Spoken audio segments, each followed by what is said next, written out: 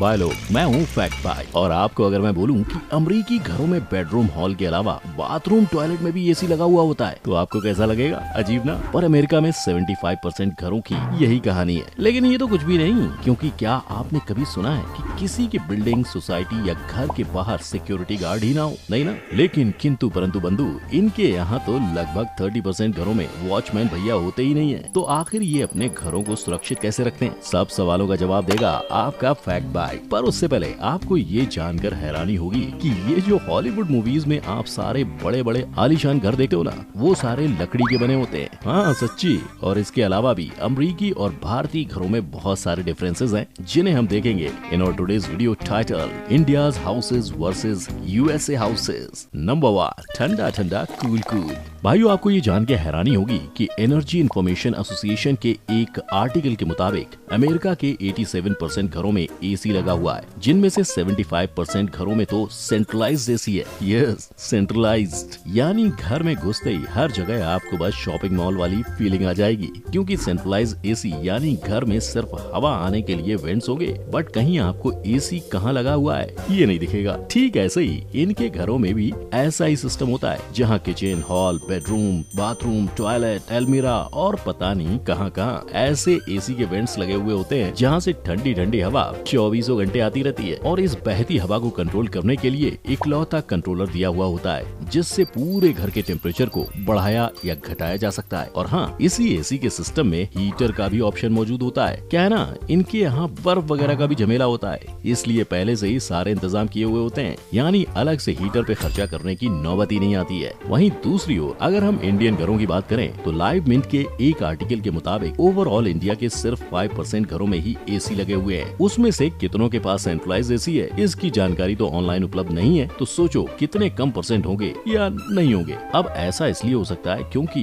We Indians are जुगाड़ू Indians, मतलब AC hall या bedroom में किसी एक जगह ही होगा और सब वहीं जाके सोएंगे, है कि नहीं? हम लोग उतने ही पैर फैलाते हैं जितनी बड़ी चादर होती है। मेरे कहने का मतलब है, एक एवरेज सोलो अमेरिकन एक इंडियन के मुकाबले 34% ज्यादा इलेक्ट्रिसिटी यूज करता है। जी हाँ, 34%। अब सोचो हम इतना करें तो घर पे पापा जी क्या बोलेंगे? हाँ, बिजली का बिल तेरा बाप भरेगा। वैसे ये जुगाड़ू वाली चीज कोई नई बात नहीं है, हम तो शुरुआत से ही ऐसे रहे। आप किसी भी भारतीय मम्मी पापा से पूछ लो तो वो यही कहेंगे, हमने बूंद बूंद से सागर बनाया है। लेकिन हाँ, जहाँ हम इंडियंस बचत करना जानते हैं, वहीं हमें ये भी सही से पता है कहाँ इन्वेस्ट करने से हमें फायदा होगा। जैसे पहले लोग गोल्ड, घर, जमीन वगैरह पे अपने पैसे डालते थे, उसके बाद लोग स्टॉक्स और शेयर मार्केट में अपना लक आजमाने लगे। पर क्या है कि धीरे धीरे हमारी पूरी लाइफ डिजिटल होती जा रही है, तो अब इन्वेस्टमेंट का तरीका भी तो डिजिटल होना चाहिए, है ना? तभी तो आज का बेस्ट डिजिटल इन्वेस्टमेंट का तरीका है क्रिप्टो करेंसी, जिसमें एक डेटा के मुताबिक अप्रैल 2020 में इंडिया ने क्रिप्टो में $923 मिलियन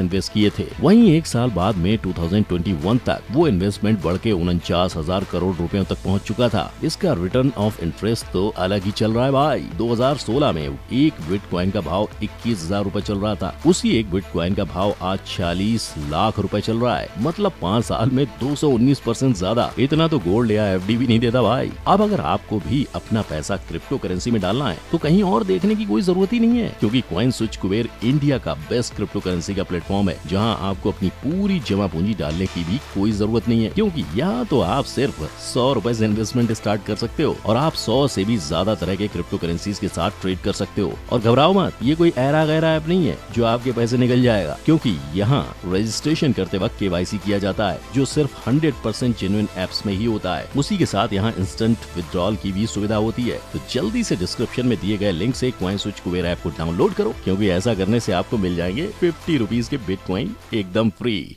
नंबर 2, जहाँ देखो वहाँ गर्म पानी। जहाँ हमारे भारतीय घरों में सिर्फ एक बाल्टी गर्म पानी के लिए सुबह सुबह भागा दौड़ी हो जाती है, वहीं अमेरिका के घरों में जब भी नल खोलोगे वहाँ से गर्म पानी की लहरें बहेंगी। यानी अमेरिका में उनके एसी की तरह गीजर का भी सिस्टम सेंट्रलाइज है, मतलब बाथरूम से लेके किचन तक सब नलों को सिर्फ लेफ्ट या राइट की तरफ मोड़ना होता है और फिर सेकेंड्स में उबलता हुआ पानी हाजिर हो जाएगा। पर वहीं अगर हम हमारे घरों की बात करें तो यार यहाँ तो 24 घंटे पानी मर मर के आता है, उसमें भी अगर चुटकी बजाते ही गर्म पानी मांगने लगे तो भाई जूते ही पड़ जाएंगे। यानी अगर इंडिया में लोगों को गर्म पानी की जरूरत पड़ती है तो या तो लोग गैस पर पानी का पतीला बिठा देते हैं, या तो अगर गर्म पानी की किसी को रोज जरूरत है तो वो लोग अपने घर में वाटर हीटर लगवा लेते हैं। अच्छा, वैसे नल की बात चल रही है तो जरा एक बात बताओ, ये फोटो देख के आपको क्या लगता है, ये दूसरे बेसिन का क्या काम होता है? अगर आपका जवाब एक्स्ट्रा बेसिन है तो आप बहुत ज्यादा गलत है, क्योंकि इस बेसिन का काम तो झूठा खाना फेंकना है। जी हाँ, जहाँ हमारे यहाँ या तो बचा हुआ खाना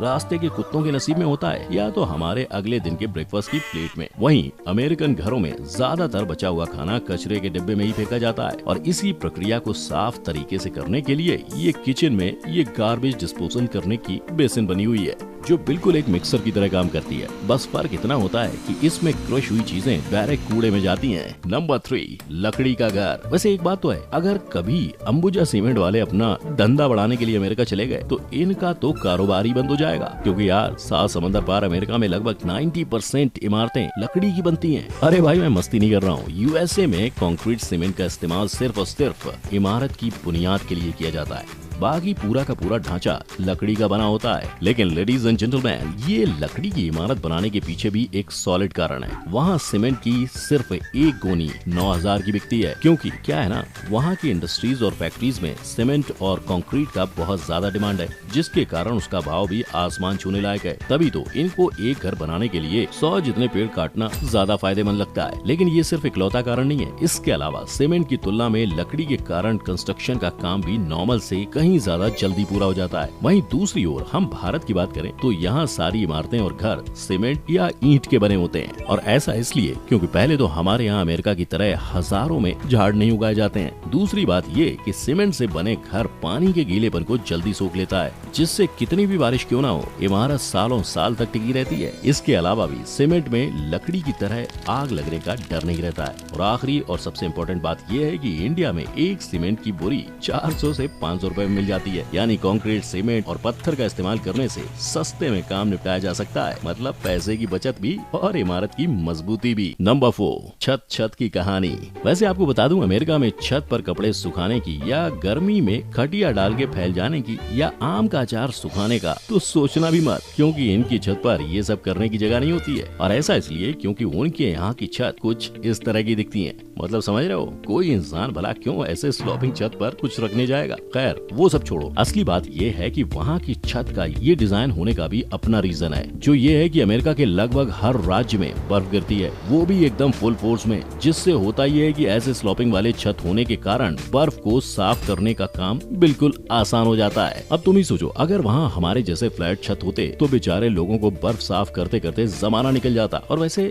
जैसे इन लोगों के पास बर्फ का मसला है, वहीं इंडिया के पास भी फ्लैट छत बनाने का अपना सॉलिड रीजन है। वो ये है कि फ्लैट रूफ्स को बनाने में ज्यादा खर्चा नहीं आता है और आगे जाके भी कम खर्चे देता है। यानी बेसिकली बहुत ही टिकाऊ चीज है। और इसके साथ ही फ्यूचर में अगर इमारत को एक्स्ट्रा मंजिल देने की जरूरत पड़ जाए तो वो भी आसानी से हो सकता है। इसके अलावा फ्लैट रूफ्स में बनी वेंटिलेशन के यूनिट घर के एयर फ्लो को बनाए रखता है, जिससे गर्मी के मौसम में ये घर को बिल्कुल एसी वाली फीलिंग देता है और ठंडी में ये हीटर का काम करता है। यानी एसी पर खर्चा करने की क्या जरूरत है, छत ही 2 in 1 का काम करती है। नंबर 5, वॉचमैन भैया। और अब आखिरकार घड़ी आ गई जहां मैं आपके सवाल का जवाब दूंगा, जिसका आपको तहे दिल से इंतजार था भाई, कि भाई आखिर अमेरिका में लोग चोर डकैती से कैसे बचते हैं जब वहाँ वॉचमैन ही नहीं होते। अच्छा, तो बात ऐसी है कि अमेरिका में हर बिल्डिंग और घर की सुरक्षा करने का जोखिम भरा काम एक इलेक्ट्रॉनिक डिवाइस करता है, जिसका मतलब ये है कि एक अमेरिकी बिल्डिंग में घुसने के लिए एक डिजिटल चाबी की जरूरत पड़ती है, जो सिर्फ और सिर्फ बिल्डिंग में रहने वासियों को दी जाती है, जो कि अमेरिका के लगभग 30% बिल्डिंग्स और घरों में लगाई जाती है। यानी समझ रहे हो, इनके यहाँ इतनी कड़क सिक्योरिटी है कि स्टैटिस्टिक्स और होम सिक्योरिटी के आंकड़ों के हिसाब से वहाँ के 43% घरों में स्मार्ट सिक्योरिटी यानी अपने फोन के द्वारा चलने वाले सिक्योरिटी सिस्टम का इस्तेमाल किया जाता है। मतलब चोर तो क्या, कोई मक्खी भी अंदर नहीं घुस पाएगी। वहीं दूसरी ओर हमारा सिक्योरिटी सिस्टम भी कोई फुसकी बम नहीं है, क्योंकि अपने यहाँ भी एकदम स्पेशल सिक्योरिटी दी जाती है। अरे मस्ती कर रहा हूँ, हमारे यहाँ ज्यादातर घरों में स्मार्ट सिक्योरिटी सिस्टम तो नहीं होता, पर आपको तो पता ही होगा इंडिया में आमतौर पर कोई चौकीदार या सिक्योरिटी गार्ड को बिल्डिंग या घर की सुरक्षा के लिए लगाया जाता है। वैसे इन सारे अंतरों को जानने पहचानने के बाद आप ही बताइए कि आपको कौन से देश के घर में रहना ज्यादा पसंद आएगा। लेकिन इससे पहले कि आप बिना दिमाग लगाए अमेरिका बक दो, एक बात याद रखना कि अमेरिका के सबसे महंगे शहर सैन फ्रांसिस्को में एक नॉर्मल सा फ्लैट खरीदने के लिए आपको कम से कम 9 करोड़ रुपए चाहिए होंगे। वहीं अपने यहाँ के सबसे महंगे शहर मुंबई में सिर्फ 2 से 3 करोड़ तक आपको अच्छा खासा घर मिल जाएगा। अब आप सोच लो क्या करना है। सोचते सोचते ये वीडियो को लाइक और शेयर भी कर देना और कॉइन स्विच कुबेर को एक बार चेक करना मत भूलना। हमारे चैनल को सब्सक्राइब करके बेल आइकन को हिट कर देना। मुलाकात होगी अगले वीडियो में। जय हिंद।